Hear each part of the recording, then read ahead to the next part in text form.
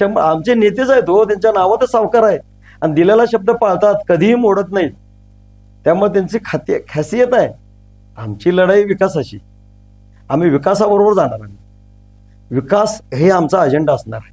स्वच्छता, drainage, gutters, पावसाचं पाणी येणारं त्याचं नियोजन केलं, चॅनेल्स केलेत, गार्डन डेव्हलप केल्यात, ह्या सगळ्याचा निकष काढला जातो. म्हणून संत गाडगे बाबा स्वच्छता अभियान भारतरत्न पंडित जवाहरलाल नेहरू योजनेअंतर्गत 2014-15चा पुरस्कार कोल्हापूर महानगरपालिकेचा उपनगरामध्ये घेणारा एकमेव नगरसेवक आहे. म्हणून मी तपोवनचे शिल्पकार म्हणतो. जनस्वराज्य महायुतीची घटक पक्ष आहे, तर महापौर जर जनस्वराज्याचा झाला तर आमचे नेते आम्हाला कुठेही अडवणार, चांगल्या कामाला ते प्राधान्य आहे. मी त्यांना मानतो का माहितीये काय, मला त्यांचं विजन का पटलं. मी आजपर्यंत एवढ्या नेत्यांना भेटलो, खरं त्यांचं मला एक वाक्य वाटलं, ही दिल्ली माझ्या तोंडात हे का आलं, ही इलेक्शन दिल्लीचे नाही, राज्याचे नाही, ही गल्लीतले, ही त्यांच्याकडून आलेलं वाक्य आहे. महापौर जर समजा आमच्यातला झाला तर आमचा अजेंडा असेल, कारण नेत्याचं एवढं विजन क्लिअर आहे की ते सगळ्यांना आदेश देणं, अशा पद्धतीने काम करा. एक तपोवन प्रभागमध्ये झालंय, तसा 19-20 असे जर आम्ही सगळे प्रभाग काढले तर सगळ्यामध्ये महायुतीची जर समजा सत्ता आली तर आमचं विजन क्लिअर आहे की एका प्रभागात डेव्हलपमेंट झाली, ती जर आम्ही अख्ख्याच्या अख्ख्या 20 प्रभागामध्ये जर अशी डेव्हलपमेंट केली तर लोकांचे प्रश्न शिल्लक राहणार नाहीत. नमस्कार. कोल्हापूर महानगरपालिकेची निवडणूक चांगलीच रंगात आलेली आहे. मोठ्या उत्साहात प्रचार शिगेला पोहोचलेला आहे. या सगळ्यांमध्ये ही फक्त निवडणूक नाही, तर येणाऱ्या 5 वर्ष या कोल्हापूरचं भवितव्य ठरवणारी ही निवडणूक आहे. निवडणूक आणि त्याचा प्रचार आता एका निर्णायक पातळीवरती येऊन ठेपलेला आहे. प्रचार शिगेला पोहोचलेला असतानाच सकलमच्या माध्यमातून आम्ही उमेदवारांच्या सखोल मुलाखती घेत आहोत. कारण प्रश्न इथल्या प्रत्येक वॉर्ड मधला आहे. मग तो पाण्याचा असो, रस्त्याचा असो, पार्किंगचा असो, महानगरपालिकांच्या शाळांचा असो, व्यक्तिगत आरोग्याचा असो, सार्वजनिक स्वच्छतेचा असो किंवा महिलांच्या सुरक्षिततेचा असो, तो प्रश्न थेट त्या उमेदवारांना विचारणं ही आमची सकलमची एक नैतिक भूमिका आहे. आणि ती भूमिका घेऊन आम्ही उमेदवारांच्या या सखोल मुलाखती घेत आहोत. ही मालिका सकलमवरती चालू आहे. प्रेक्षकांना मी आवर्जून सांगू इच्छितो की ही प्रत्येक मुलाखत ही कोल्हापूरच्या विकासाचं विजन ठरवणारी आहे, उमेदवारांच्या भूमिका थेट लोकांच्या पर्यंत पोहोचवणारी आहे आणि उमेदवारांना थेट जाब विचारणारे. आज आपल्या सोबत आहेत सुभाष रामुगडेजी. जनस्वराज्य पक्षातून ते निवडणूक लढवत आहेत. प्रभाग क्रमांक 19 मधून ते निवडणूक लढवत आहेत. सुभाषजी, आपलं सकलम मध्ये स्वागत आहे. नमस्कार. नमस्कार. माझा पहिलाच प्रश्न आहे की खरं तर महायुतीतला पक्ष जनस्वराज्य, विनयजी कोरे यांचं एक महत्वाचं स्थान या सगळ्या विजयामध्ये होतं. असं असताना सुद्धा आज जनस्वराज्यानं एक स्वतंत्र पॅनल केलं गेलेलं आहे आणि त्याच्याकडे भाजप बी टीम म्हणून पाहते. काय सांगाल याच्याबद्दल? असं काय म्हणता येणार नाही बी टीम वगैरे, कारण आज महायुतीमध्ये घटक पक्ष खूप आहेत. RPI आहे, अजित पवार गट आहे, एकनाथजी शिंदे यांचा शिवसेना पक्ष आहे. मग ते बी टीमच म्हणायचे का? आता तुम्ही 2 घटक पक्षांना घेऊन युती केली. जनस्वराज्य ह्या सुद्धा पक्षानं, आमचे जे पक्षाचे नेते आहेत विनयरावजी कोरे यांनी त्यांच्याकडे काही शिटा मागितल्या होत्या, विनिंग शिटा मागितल्या होत्या आणि लास्ट मोमेंटला काय झालं काय आपल्याला माहित नाही, कारण ते त्यांचं काय बोलणं झालं, काहीतरी घडामोडी घडल्या असतील नसेल. आणि मग असे स्वच्छ सुंदर विचाराचा एखादा घटक पक्ष, चांगला पक्ष की ज्यांचं नाव चांगलं आहे, वारण्याचा वाघ म्हणून ओळखलं जातं अख्ख्या महाराष्ट्रात, तर एक ज्योतिबाचा आशीर्वाद असेल, कारण यांच्या चिन्हामध्ये गुलाल असेल, गुलाल आहे असं म्हणलं असतील की त्यांना ज्योतिबानं आशीर्वाद दिला असेल. किरकोळ सीटा घेण्यापेक्षा अख्खं तुम्ही पॅनेलच उभा करा. आता असंही असू शकतं की 5 ते 6 सीटा मागितलेत, त्यापेक्षा तुम्ही अख्खं पॅनेलच उभा करा. आणि प्रत्येक पक्षाला वाटतं की आपला पक्ष वाढवावा. आता जर समजा इथे एकही आता जनस्वराज्याचा नगरसेवक नाही आहे, 10 वर्ष इलेक्शन झालेलं नाही. प्रत्येक पक्षाला आपलं अस्तित्व टिकवायचं आहे, आपला पक्ष वाढवायचा आहे. आतापर्यंत आपण कार्यकर्ते म्हणतो, ही इलेक्शन कार्यकर्तेच आहे. आता कार्यकर्त्यासाठी 10 वर्ष इलेक्शनच झाली नाही तर पक्ष वाढणार कसा? म्हणून आता पक्ष जास्त झाले, घटक पक्ष जास्त झालेत, मग तिकीट वॉर्ड 81 आहेत. मग आता जनस्वराज्य हे सुद्धा पक्ष छोटा नाही, यांचंही गुडवल चांगलं आहे पक्षाचं. ह्याही पक्षाचा काही काळ महापौर झालेला आहे, गुलालाचा महापौर झालेलाच आहे पहिला.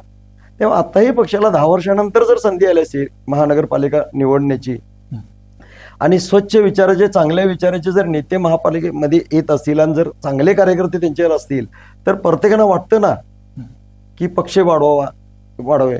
म्हणून असा एकमेव जनस्वराज्य पक्ष आहे की जे परत एकदा ताकदीनं कोल्हापूर महानगरपालिकेमध्ये उतरलेला आहे. आणि इच्छा असेल आई महालक्ष्मीची, ज्योतिबाची सुद्धा, तुम्ही किरकोळ कशाला नगरसेवक उभे करता? 29 पेक्षा जास्त उमेदवार चांगले विनिंग सीटा ह्या पक्षाला एका दिवसामध्ये मिळाला. एका दिवसामध्ये 29 फॉर्म दिले पक्षानं. सकाळी 9:30 फॉर्म सुरू केले, 3 वाजेपर्यंत फॉर्म भरायच्या मुदतीपर्यंत 29 फॉर्म. ही कोणाही पक्षाला शक्य नव्हतं एका दिवसात उमेदवार चॉईस करणे, एवढे फॉर्म देणे. बी टीम कशी म्हणू शकतो आपण? बी टीम कुणाला म्हणायचं? जर येणाऱ्या बी टीम कुणाला म्हणतो आपण? उगाच कोणतरी उभा केले आणि काहीतरी केले बी टीम मतं घाल, असं नाहीये. आता जनस्वराज्य गट आज अशा 10 ते 12 विनिंग सीटा आहेत की ज्या आता रेसमध्ये आहेत आणि ते निवडून येणार आहेत. मग असं होऊ शकतं ना परत एकदा? जनस्वराज्याचा महापौर का होणार नाही? स्वच्छ चांगल्या विचाराचे नेते, समजा विनयरावजी कोरे असतील तर त्यांचा महापौर का होऊ नये? कुणाला वाटत नाही पक्ष वाढावा? आणि जर इथं जनस्वराज्याचा जर महापौर झाला तर पक्ष इथेही वाढणार आहे. आमच्यासारखी चांगली लोक त्यांनी घेतलीत, आम्ही गेलो, त्यांचे विचार पटले म्हणून आम्हाला दुसरीकडून खूप वापर होते, नाही आम्ही गेलो. म्हणून बी टीम वगैरे काही नाही, ते डोक्यातून काढून टाका. महायुतीतलाच हा घटक पक्ष आहे. म्हणजे जरी जनस्वराज्याचा महापौर झाला तर महायुतीचाच झाला, बरोबर आहे ना? त्यामुळे बिन टीम कुणाचीच नाही. महापौर पदाचं थेट बोलताय, सगळं डायरेक्ट विजयाच्या मोठ्या एका पदा संदर्भात भाष्य करताय, परंतु कोल्हापूरचे प्रश्न आहेत जे अनेक वर्ष प्रलंबितच आहेत. रस्त्याचे असतील, पाण्याचं असेल, पार्किंगचे असतील, अशा अनेक समस्या आहेत. जनस्वराज्याचं या प्रश्नांना, या समस्यांना काय उत्तर असणार? काही गोष्टी आमचे नेते बोलतील, त्यांचं विजन फार आहे. मी माझ्या आयुष्यामध्ये 2010ला ह्या कोल्हापूर महानगरपालिकेमध्ये नगरसेवक झालो आणि मला कळते इतके मी ती कामं, प्रश्न सोडवले, मार्गी लावले. माझे राजकीय गुरु नामदार चंद्रकांत दादा पाटील आहेत, आजही आहेत आणि उद्याही राहणार राजकीय गुरु. आणि त्यांच्या मार्गदर्शनाखाली, त्यांच्या तालमीत मी तयार झालेला आहे. त्याच्यामुळे त्यावेळेस मी आक्रमकपणे 2च नगरसेवक महापालिकेत, मी आणि RD पाटील होतो आणि आमच्या पर्वताई होत्या. आणि उपनगरामधला पहिला नगरसेवक मी भाजपचा. तर आक्रमकपणे भूमिका मांडून मी जे काय तिथं प्रश्न मार्गी लावायचे ते 100% मार्गी लावलेले आहेत. आणि आता ह्या प्रश्नाचं उत्तर की काय विजन आणि काय, तर मी दावा करण्यापेक्षा तुम्ही जे म्हणला ना, आता काय म्हणला तुम्ही? विजन. मग आता जर माझ्यासारखे चांगले होतकरू जर घेतले असतील तर त्यांचंही विजन चांगलंच आहे प्रश्न मार्गी लावायला. आज 10 वर्ष आपण बघतो दयनीय अवस्था झालेली आहे महापालिकेची. 10 वर्ष इलेक्शन झालेलं नाही. आज कोल्हापूर शहराचं नाव अख्ख्या महाराष्ट्रात गाजायला लागले, देशभरात गाजायला लागले. अनेक प्रश्न आहेत. आज तुम्हीच मीडियाने उचलून धरता प्रश्न, चांगलेही धरता आणि वाईटही धरता. मग आज महानगरपालिकेबद्दल कुठली चांगली बातमी लागली मला सांगा या 10 वर्षात? आजपर्यंत नगरसेवकाच्या नावानं ओरडत होते, मात्र आता 5-5.5 वर्ष झालं एकही नगरसेवक महानगरपालिकेमध्ये नाही आहे. मग प्रशासकाला एवढं चांगलं काम करण्याची संधी होती. मग आज तुम्ही कोल्हापूरची दयनीय अवस्था बघताय. 100 कोटीचा विषय असेल, थेट पाईपलाईन, चांगली योजना असून त्यांना व्यवस्थित चालवता आलेली नाहीये. आज रस्त्याचे प्रश्न बघा. आज मी कोणाचं मी समर्थन करत नाही, कुठल्याही कंपनीचं समर्थन करत नाही. तुमच्याच बाहेरून IRBचा गेलेला रस्ता आहे, 2010 ते 12च्या दरम्यान झालेला रस्ता आहे. ह्या रस्त्याला 13 वर्ष होऊन गेले ना, का हो खड्डा पडला नाही? तोच DSR असतो, तेच कॉन्ट्रॅक्टर असतात, तेच काम आहे. मात्र शहरातले रस्ते 1 वर्ष केलं की दुसऱ्या वर्षी ते रस्ते शोधावे लागतात. मग चूक कुणाची आहे? त्या कॉन्ट्रॅक्टरची आहे का प्रशासनाची आहे? अगदी तुमचं बरोबर आहे की ह्या सगळ्या प्रश्न, समस्या कोल्हापूरच्या आहेत. मी वॉर्डवरती येतो, ज्या प्रभागातनं तुम्ही निवडणूक लढवताय, इथले काय प्रश्न आहेत, काय समस्या आहेत? ही इलेक्शन ना दिल्लीचे आहे, ना ही इलेक्शन ना राज्याचे आहे, ही इलेक्शन गल्लीतली जाईल, गल्लीतवर बोललो पाहिजे. आज माझ्या घरामध्ये गॅस संपलाय ना, मी सौर ऊर्जेच्या सिगडीचे विचार नाही करू शकत. माझ्या घरात गॅस संपलाय, तो गॅस पहिला आणून मला गॅस माझा चालू केला पाहिजे. तसं गल्लीतले प्रश्न आहेत, माझ्या दारातले स्वच्छतेचे असतील, आरोग्याचे असतील, गटर्स असेल, रस्ता असेल, हा तर प्रश्न आहेच आहे. किरकोळ धूर फवारणी असेल, औषध फवारणी असेल, हे सर्वसामान्य नागरिकाचे किरकोळ प्रश्न असतात, तो तर सोडवलेच पाहिजेत. मात्र आज हे शहर आपलं विखुरलेलं आहे उपनगरामध्ये. म्हणजे जेवढी शहरामध्ये लोकसंख्या आहे त्याच्या कित्येक जास्त लोकसंख्या आज उपनगरामध्ये विखुरलेली आहे. आणि उपनगर मधल्या एवढ्या समस्या आहेत की 2007च्या आधीने 2007 नंतर 2007 पूर्वी ज्या कॉलन्या डेव्हलप झालेल्या आहेत त्यांचे ना कुठले ओपन पीस नावावर करून घेतलेत महापालिकेनं. 2007 नंतरचे मात्र सगळे ओपन पीस महानगरपालिकेच्या नावावर झालेले आहेत. अशा अनेक शहरामधले प्रश्न आहेत की उपनगरमधले की जिथे ओपन पीसवर अजून कोल्हापूर महानगरपालिकेच्या नावावर लावलेले नाही आहेत, ते प्रश्न आहेत. टेंटेटिव्ह लेआउट आहेत, ते लेआउट पण परमनंट झालेले नाही आहेत, म्हणजे लेआउट सुद्धा झालेले नाहीत. प्रॉपर्टी कार्डचे विषय असतील, आता प्रत्येक इलेक्शनला प्रत्येकजण आश्वासन देतो. आता प्रॉपर्टी कार्डचे विषय ठराविक कॉलनी झाले, 10% सुद्धा झाले नाही. मग तुम्ही शेतसारा बी भरता घरपाळ्याचा, आणि तुम्ही इथं प्रॉपर्टी टॅक्स बी भरता, घरपाळा भरता. 7-12 म्हणले की तुम्हाला टॅक्स भरावा लागतो, 7-12चा शेतसारा भरावा लागतो, आणि इकडे प्रॉपर्टी कार्ड तुम्ही प्रॉपर्टी कार्ड नसल्यामुळे इकडे घरपाळा भरावा लागतो. या दोन्ही गोष्टी जनतेवर मारल्या जातात. आणि मग मला सांगा 2012 पासून सांडपाणी यादीवर घेतला जातो पाणी बिलातनं. आता जर तुम्ही सांडपाणी यादीवर कुठल्या बेसवर घेता, की तुम्ही सांडपाणी यादीवर ह्या बेसवर घेता की 10% घेता पाणी बिलाच्या.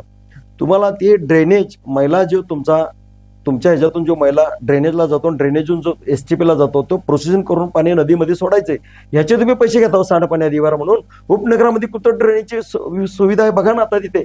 हे प्रश्न मार्गी लावायचे आहेत, लेआउटचे प्रश्न मार्गी लावायचे आहेत, प्रॉपर्टी कार्डचे प्रश्न मार्गी लावायचे आहेत, हे प्रश्न आहेत, ओपन पीचे प्रश्न मार्गी आहेत ते लावायचे आहेत. हे प्रश्न अनेक समस्या आहेत.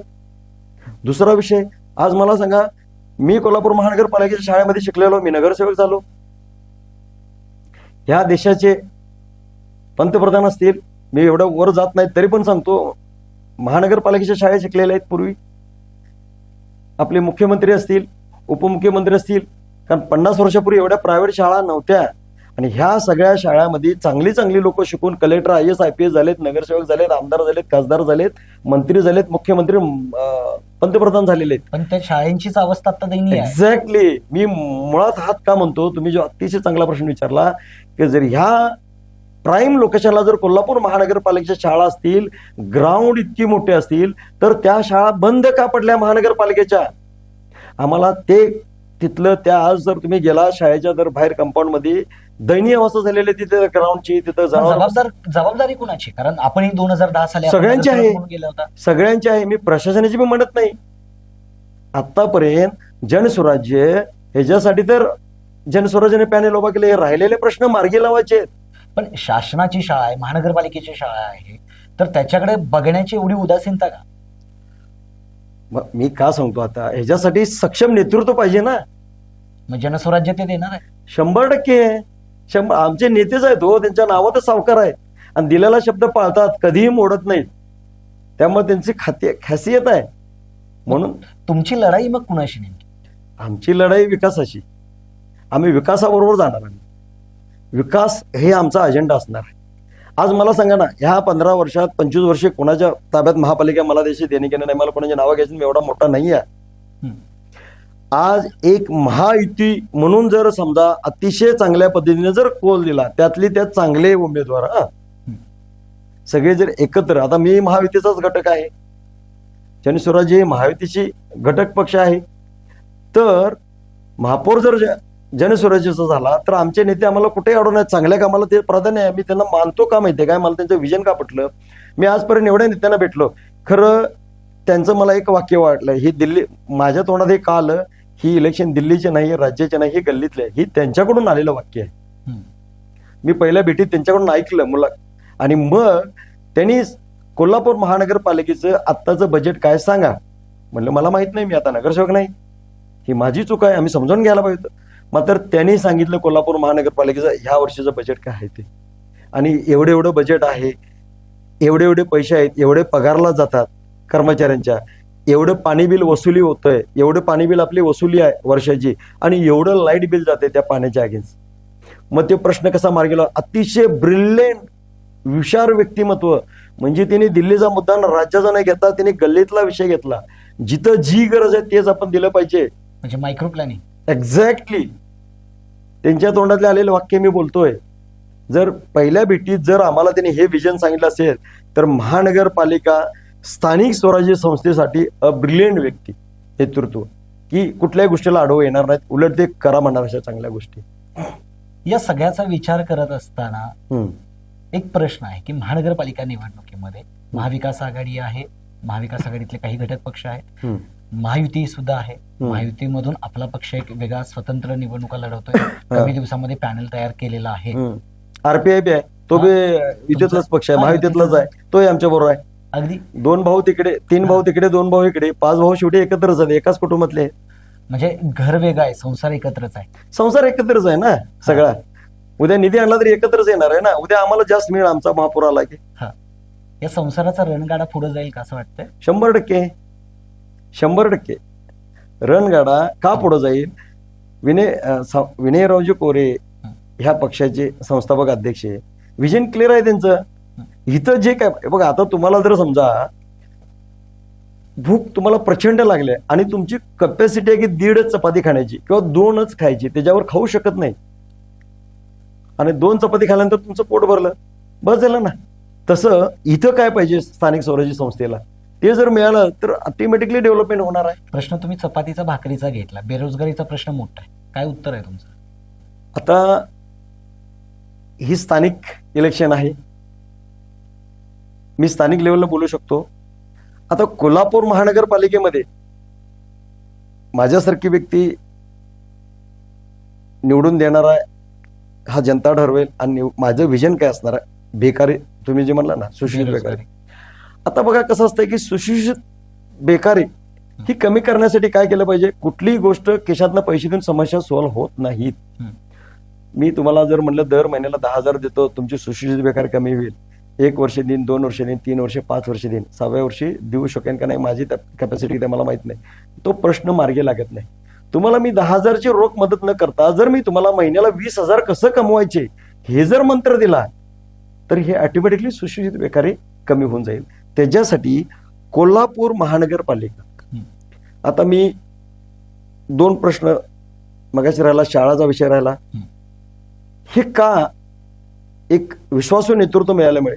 कारण 2010 ते 15 मध्ये मी नगरसेवक होतो. कोल्हापूर महानगरपालिका सिंगल प्रभाग होता, तपोवन. कोल्हापूर महानगरपालिकेचे मी महापालिका शाळेत शिकलोय.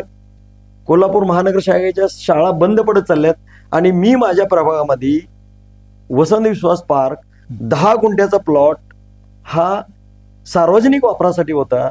मला काही अधिकाऱ्यांनी सुद्धा सांगितलं होतं की ते तुम्ही स्वतः घ्या, नाममात्र भाड्याने प्रायव्हेट शाळा सुरू करा. मी म्हणलं नाही. मग मी झोपडपट्टीतून वर आलोय, रिक्षा व्यवसाय करत करत इथं आलोय.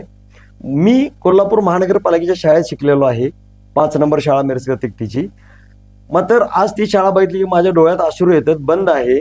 मला एक का संधी दिलेलं आहे की मला कोल्हापूर महानगरपालिकेची शाळा जर इकडे बंद पडत असेल, मी इकडे नवीन बांधून मला गोरगरिबाची मुलं त्या शाळेत शिकावी, माझं विजन होतं.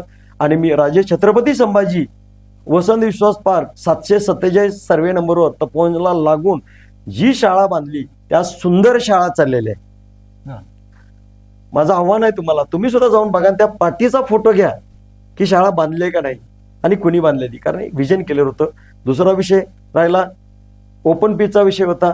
ओपन पीस 11,000च्या आसपास, 1100च्या आसपास ओपन पीस कोल्हापूर महानगरपालिकेची अजून नावं लागलेली नाहीयेत. कदाचित माहीत बी नाहीत कोणाला. खरं मला अंदाज एवढा आहे की माझ्या प्रभागामध्ये 13 ओपन पीस होतं. त्याच्यावर कोल्हापूर महानगरपालिकेचं बीएमसी ऍक्ट नगर विकास, बीएमसी ऍक्ट नगर विकास 1995/65 हा GR नुसार मी 2012 कोल्हापूर महानगरपालिकेचं नाव लावून घेतलेलं आहे. न ओपन पीसवर, की जिथं आज मी सांस्कृतिक सभागृह बांधलेले आहेत, लायब्ररी बांधलेले आहेत, साई मंदिर नाळे कॉलनी तुम्ही गेला की 39,500 स्क्वेअर फूट, म्हणजे 1 एकरला 500 स्क्वेअर फूट कमी जागा. 1 एकर कोल्हापूर महानगरपालिकेचं नाव लावलं त्यावेळेस नाळेकोल ITI पासून खाली जाताना तिथं साई मंदिर रोड लावतं, कायम नोटीस आहे याच्या की मंदिर काढून घ्या म्हणून अतिक्रमणच्या. ते हॉल आत बांधलं आणि ते मंदिर आत घेतलं. म्हणजे सांगण्याचं तात्पर्य काय, केलं तर सगळं होतंय, नाही केलं तर काहीच होत नाही.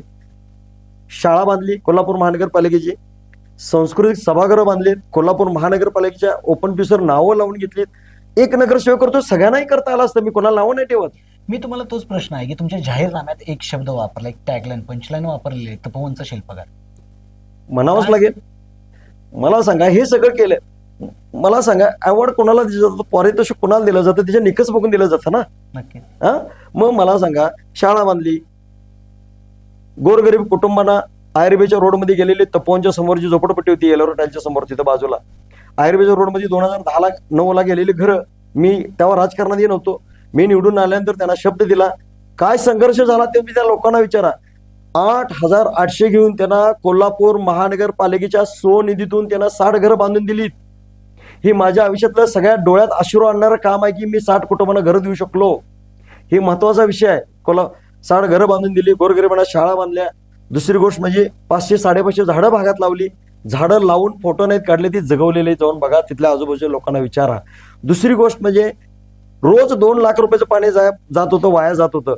ते 84 कोटीचं पाणी वाया गेलं. तर माझ्या बुकलेटमध्ये आहे ते. तुम्ही 2013ला अख्ख्या महाराष्ट्रात दुष्काळ पडला आणि ही लाईव्ह दाखवते ते चित्र. इकडं दुष्काळ पडलेला आणि इकडं 2 लाखाचं रोजचं पाणी वाया जाताना दाखवत होतो. 84 कोटीचं पाणी वाया गेलं, ते वाचवणारा मी नगरसेवक आहे. परत स्वच्छता, ड्रेनेज, गटर्स, पावसाचं पाणी येणारं त्याचं नियोजन केलं, चॅनेल्स केलेत, गार्डन डेव्हलप केल्यात.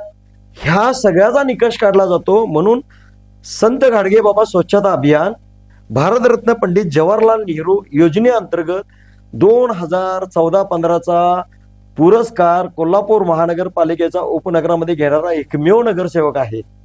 म्हणून मी तपोवनचे शिल्पकार म्हणतो. माझा शेवटचा प्रश्न आहे, मायक्रो नियोजन करणारे नेते तुमचे आहेत, सर्व गोष्टी एका दिवसात पॅनल उभं केलंय, त्या सर्व गोष्टी मानल्या, जर कोल्हापूर महानगरपालिकेचा महापौर जनस्वराज्याचा झाला तर काय विजन असेल कोल्हापूरसाठी? पुढच्या 5 वर्षात मी सांगेनच, खरं पुढच्या 5 वर्षामध्ये इतकं काम चांगलं होणार महापौर आमचा झाला की जनस्वराज्य शक्तीमध्ये 81 नगरसेवक हे जनस्वराज्य पक्षाचे असतील. आणि काम असं होणार की पुढच्या वेळेस महापौरसाठी गोळाबेरीज करायची गरज लागणार नाही, इतकं काम चांगलं होणार. याचं कारण का, आज कोल्हापूर समस्येच्या खाईत आहे. तर मी एका प्रभागामध्ये जेवढे डेव्हलपमेंट केलेले आहे, आता जनस्वराज्याचे आमचे जर समजा 10-12 नगरसेवक निवडून 100% येणार आहेत, का विषयच नाही आहे. महापौर आमचा होणार नाही. महापौर जर समजा आमच्यातला झाला तर आमचा अजेंडा असेल, कारण नेत्याचं एवढं विजन क्लिअर आहे की ते सगळ्यांना आदेश देणं, अशा पद्धतीने काम करा. एक तपोवन प्रभागामध्ये झालंय तसा 19-20 असे जर आम्ही सगळे प्रभाग काढले तर सगळ्यामध्ये महायुतीची जर समजा सत्ता आली तर आमचं विजन क्लिअर आहे की एका प्रभागात डेव्हलपमेंट झाली, ती जर आम्ही अख्ख्याच्या अख्ख्या 20 प्रभागामध्ये जर अशी डेव्हलपमेंट केली तर लोकांचे प्रश्न शिल्लक राहणार नाहीत. आदल्या रात्री कुठल्याच पक्षाला रात्रभर जागून कुठल्या गोष्टी करायची बी गरज नाही, कुठं बोर्ड लावायची गरज लागणार नाही. का नाही, मला बोर्ड लावण्यात इंटरेस्ट नाही. जाहिरात कोण करतो, जो कमी आहे तो जाहिरात करतो.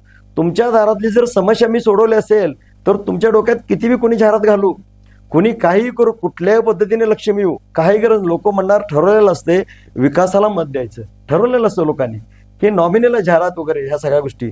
दुसरी गोष्ट, एक महत्वाचा मुद्दा, तुम्ही जो मगाशी राहिलेला प्रश्न आहे त्यात मला सावकाराने एक ठिकाणी आम्ही गेलतो, तिथं 200-250 महिला होत्या, चहा प्यायला गेलतो, तिथं जमलेल्या सगळ्या. कोरे साहेबांना एक क्रेज आहे चांगली, कारण त्यांना त्यांच्या प्रभागात, त्यांच्या पन्हाळा तालुक्यातली बरीच लोक माझ्या प्रभागामध्ये राहायला आहेत. साहेबांच्या बद्दल आम्हाला सांगण्यामध्ये विजन क्लिअर आहे त्यांचं. काय अतिशय सिंपल व्यक्तिमत्व. त्यांनी गेल्या सांगितले की साहेब आमच्या समस्या काय नाहीत, आमच्याकडून तुमच्या अपेक्षा काय नाही, एक आम्हाला स्वावलंबी बनण्यासाठी एखादा तुम्ही इथं तुमचा गृह उद्योग वारण्यासारखा आम्हाला एक तुम्ही उभा करून द्या. म्हणजे आज ह्या प्रत्येक कुटुंबातली समस्या आहे.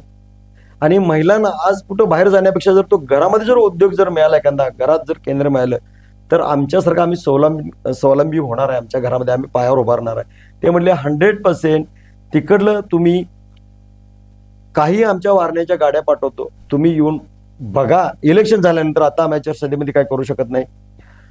पूर्ण दिवसभर संपूर्ण वारणा समूह बघा, त्यातला कुठला तुम्हाला उद्योगधंदा आवडतोय तो तुम्ही सिलेक्ट करा. इकडे आम्ही केंद्र उभा करून देतो तुम्हाला. नक्की. माझा ते एक विषय. माझा शेवटचा प्रश्न आहे, एका वाक्यात उत्तर मला अपेक्षित आहे. एक मुद्दा घेऊ. येस, नक्कीच. दुसरा, आणखीन एक दुसरा होता, शहराची ट्रॅफिकची समस्या खूप आहे. पर्यटकचा ओघ आपल्याकडे प्रचंड आहे आणि कमीही होतोय. ओघ प्रचंड आहे म्हणण्यापेक्षा का, की आज आई महालक्ष्मी 3.5 पीठापैकी एक पीठ आहे. दत्ताचे 4 स्थान आहेत, त्याच्यापैकी 2 स्थान आपल्या इथं आहेत, मारुती, भिक्षालिंग आणि वाडी. ज्योतिबाचं आज 12 याच्यापैकी एक ज्योतिबाचं आपलं देवस्थान इथं आहे. छत्रपती शिवाजी महाराजांची आपली इथं उपराजधानी आहे पन्हाळा.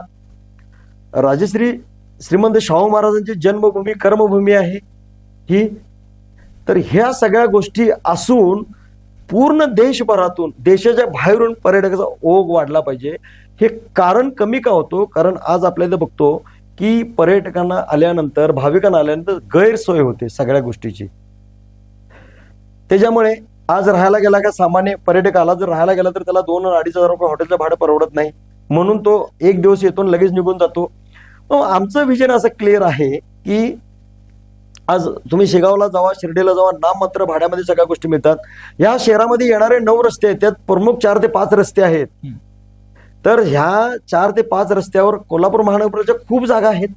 त्या जागेवर समजा आपण धर्मशाळा अतिशय सुंदर बांधल्या, चांगल्या धर्मशाळा, आणि पहिले 2 मजले पार्किंगसाठी केले, तर शाहू नाका असेल, तावडे हॉटेल असेल, फुलेवाडेकडून असेल येणारा, राधानगरीकडून असेल, पन्हाळ्याकडून येणार आपल्या छत्रपती शिवाजी महाराज पूल, त्या तिकडून येणार जर अशा धर्मशाळा बांधल्या, जशी जागा असेल तशा, तिथंच पार्किंग केलं, बाहेरचं येणारं पर्यटक त्या गाड्या तिथंच लागल्या. बरोबर. तिथं ई रिक्षा लागल्या, आपल्या ई रिक्षा असतील, ई रिक्षातून त्यांनी यायचं, महालक्ष्मीचं दर्शन घ्यायचं, काय बघायचं, आणि तीच ई रिक्षा तुम्हाला जिकडे तिकडे सोडून जाईल तिथे. म्हणजे ट्रॅफिकची समस्या कमी झाली. दुसरी गोष्ट म्हणजे भाविकांची सोय, कारण महानगरपालिकेचे जे रेट असतील ते फिक्स असतील, सीझनला तेच असतील. 500 असेल तर 500 राहणार, ऑफ सीझनला तेवढाच राहणार. त्यामुळे पर्यटक काय म्हणेल, 1 दिवसाची 2 दिवस राहील, 3 दिवस राहील, उद्योगधंदे वाढतील. अगदी. वेळेची थोडीशी कमी आहे, मी थेट एक शेवटचा प्रश्न घेतो, एका वाक्यात उत्तर, की जनस्वराज्य पक्ष सत्तेत येईल का? आता हे जनतेने सांगितलं पाहिजे, कारण अचानक जर एंट्री होते ज्योतिबाची इथं, तर महायुतीला गुलाल जनस्वराज्यच लावणार, एवढं मी तुम्हाला सांगून. नक्कीच. महानगरपालिका निवडणूक 2026 या ठिकाणी पार पडते. आपल्या शहराचं भविष्य आणि भवितव्य जाणून घेण्यासाठी ही अतिशय निवडणूक महत्वाची आहे. सकलमची ही उमेदवारांची सखोल मुलाखतीची मालिका जी सुरू आहे, त्याच्या माध्यमातून जनतेचे जे प्रश्न आहेत ते थेट आम्ही उमेदवारांना विचारतोय. आजच्या मुलाखतीमध्ये आपण ज्यांच्याशी संवाद साधला ते सुभाषजी रामुगडे आपल्या सोबत होते. सर, आपण आलात त्याबद्दल आपलं धन्यवाद.